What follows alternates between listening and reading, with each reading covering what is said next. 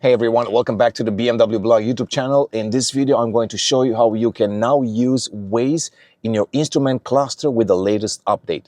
Let's dive right in. Hey everyone, welcome back to the BMW Blog YouTube channel. In today's video, I'm going to show you how the latest Waze update for iOS and Android can now display the maps right behind the steering wheel in the instrument cluster. Let's dive right in. First thing you need, it's a BMW with the iDrive 8, 8.5, and 9. Secondly, you need to download the latest Waze update 5.4. Just go to the App Store on your phone and you will see the latest update right there. I'm not sure yet if it's available for all the Google Android phones, but you can check out the Play Store and see if it's in there. So this is the new BMW M5 G90. It already comes with iDrive 8.5, so that prerequisite has been met. Now let's go to search and input an address.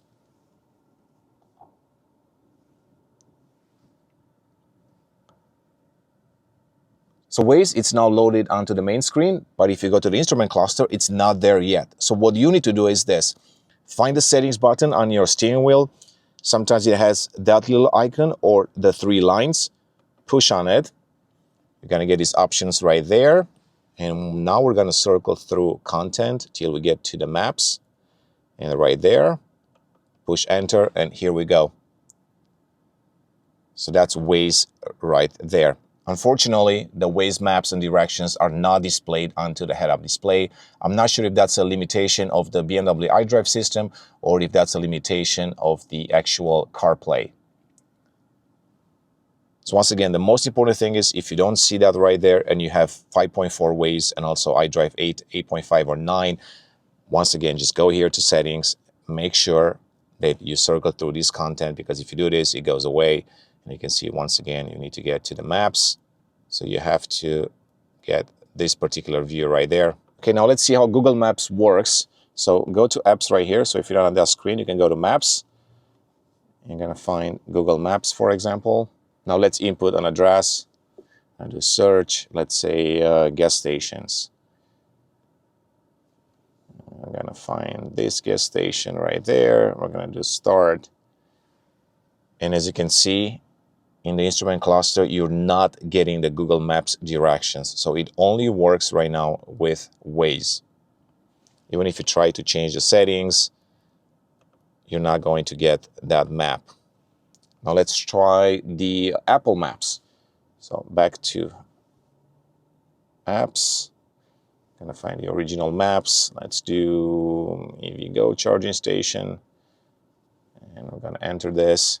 And there you go.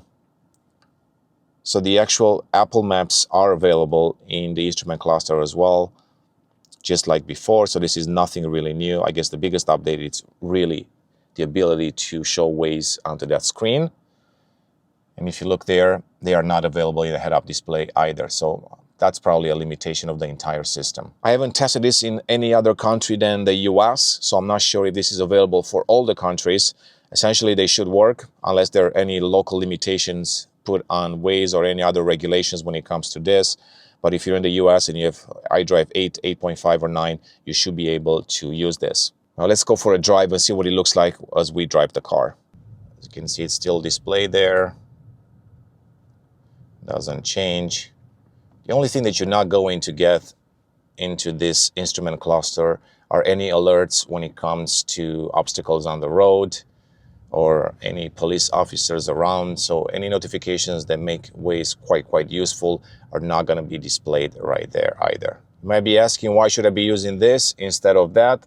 Well, not everybody wants to take their eyes off the road, basically. So now you do have this option to simply just look down through the steering spokes to see the directions. And then, of course, if you don't want to do that, I always recommend using the head-up display with the native maps, because that just makes things a lot easier.